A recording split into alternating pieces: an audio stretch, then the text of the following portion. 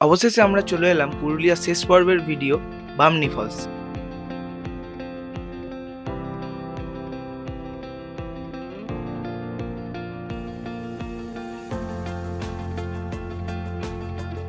আজ আমরা হাঁটছি অযোধ্যা পাহাড়ের নির্জন পথ ধরে।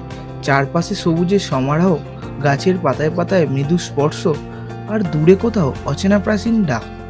মনে হচ্ছে যেন প্রকৃতি তার নিজস্ব ভাষায় কোনো গল্প বলে চলেছে।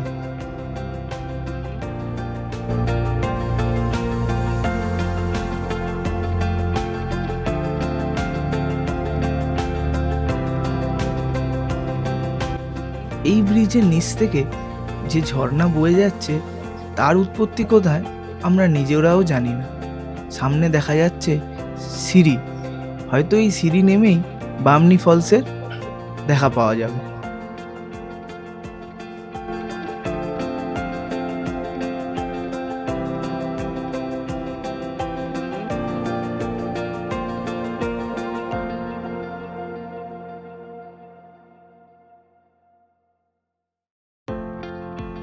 পথের দুধারে ঘন জঙ্গল, পাথুরে পাহাড় আর নিস্তব্ধতার মাঝে ভেসে আসছে জলের ক্ষীণ শব্দ। সেই শব্দ যেন আগাম বার্তা দিচ্ছে সামনেই অপেক্ষা করছে এক অপূর্ব দৃশ্য।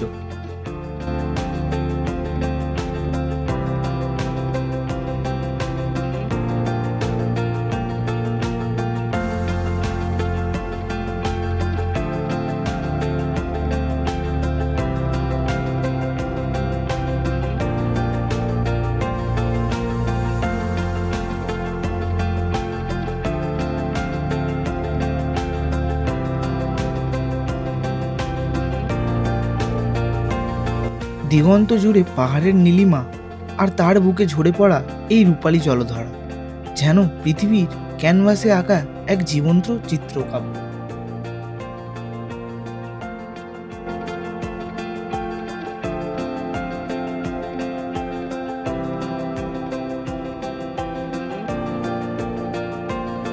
জলরাশি নিচে পাথুরে বুকে আছড়ে পড়ে তৈরি করেছে এক অনবদ্য সুর।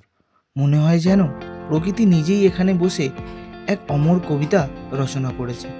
ঝর্ণার গর্জন, বাতাসে শীতলতা আর চারপাশে সবুজ পাহাড়, সব মিলিয়ে এই মুহূর্ত সত্যি ভাষার বাইরে।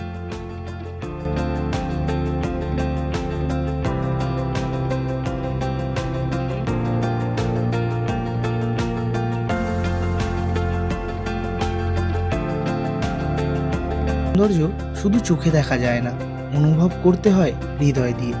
শহরের কোলাহল ভুলে যদি কখনো প্রকৃতির কাছে ফিরতে ইচ্ছা করে, তবে বামনি ফলস আপনাকে স্বাগত জানাবে তার চিরন্তর জলসঙ্গীকে নিয়ে। এই ছিল আজকের ভ্রমণ। আবার দেখা হবে নতুন কোনো পথের গল্প নিয়ে।